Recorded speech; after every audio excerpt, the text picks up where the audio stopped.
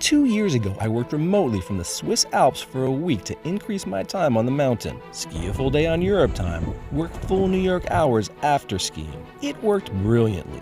Last year, I did it again, but for 3 weeks. That's 15 days of emails, conference calls, deadlines, all after a fun but tiring day on the mountain. Why would anyone endure all that? To enjoy Swiss chocolate on a ski break in front of the Matterhorn, to wander aimlessly in an Austrian ski village, to join friends for a bombardino with pasta at lunch in the Dolomites, all while your coworkers sleep before their morning commute to their office cubicles. Over the course of 2 years, I've skied an additional 22 days without using any vacation time. I've learned tricks to do it economically and the right mindset to have during the process.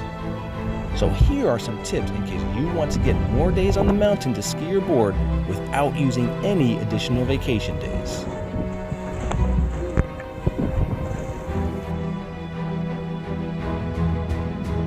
Let's start with the thought process. Your time on the mountain is not vacation. This is a work day, so don't get upset when you didn't get as many runs in as you wanted to, or when the weather wasn't ideal. Those are vacation thoughts. That time is not now. What you're doing is a trick to integrate skiing or boarding into your regular workday instead of following your standard after-work routine of going to the gym, watching TV, heading to the bar, or whatever else it is that you do after work.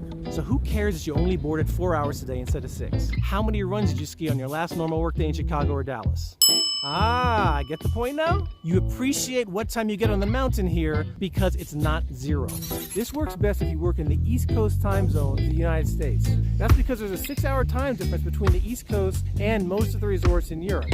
You wake up in the morning in Europe, ski until about 2 p.m. Make sure you're back in your accommodations by 3 p.m., which is 9 a.m. East Coast time, and work a full day until midnight. That's 6 p.m. East Coast time. Go to sleep, do it over. If you're working on West Coast or Mountain Time in the U.S., this may be more difficult to accomplish. One benefit of working remotely from Europe for weeks is that you only pay for one flight. Right now, airfares are insanely expensive. A round-trip economy ticket from New York to Utah can cost $1,000 or more.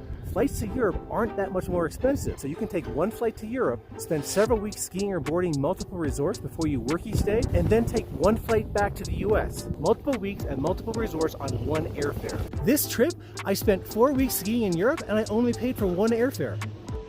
Proximity to the mountain is key. The closer your accommodations are, the more mountain time you'll get on a workday because it'll take you less time to get back to start working. In Andermatt, I found an apartment rental that was a 2-minute walk from the slopes, slightly uphill in the morning and downhill to get back for work. In Zermatt, I was a 3-minute walk from the gondola, but the walk in the afternoon was up a steep hill. So I'll give you some tips that help with that in a second.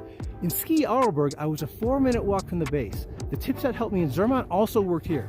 The bottom line is that if you pay a little more for closer accommodations, you can gain the value of more time on the mountain, given that the workday is forcing you to stop skiing or boarding earlier than you otherwise might.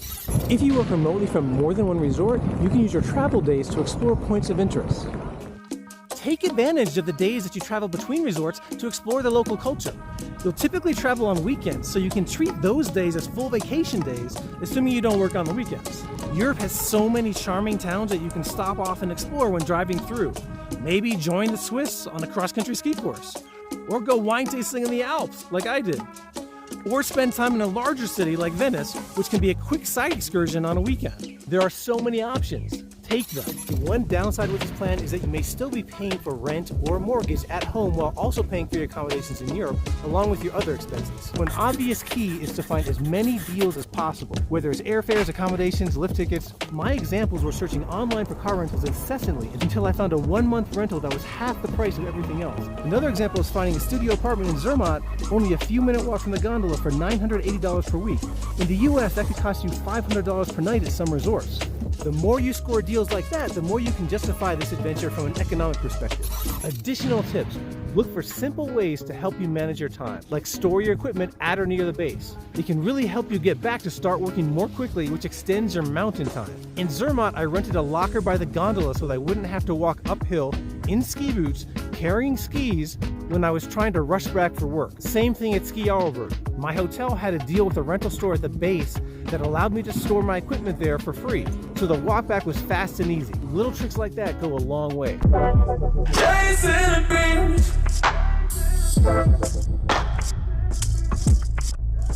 way you do.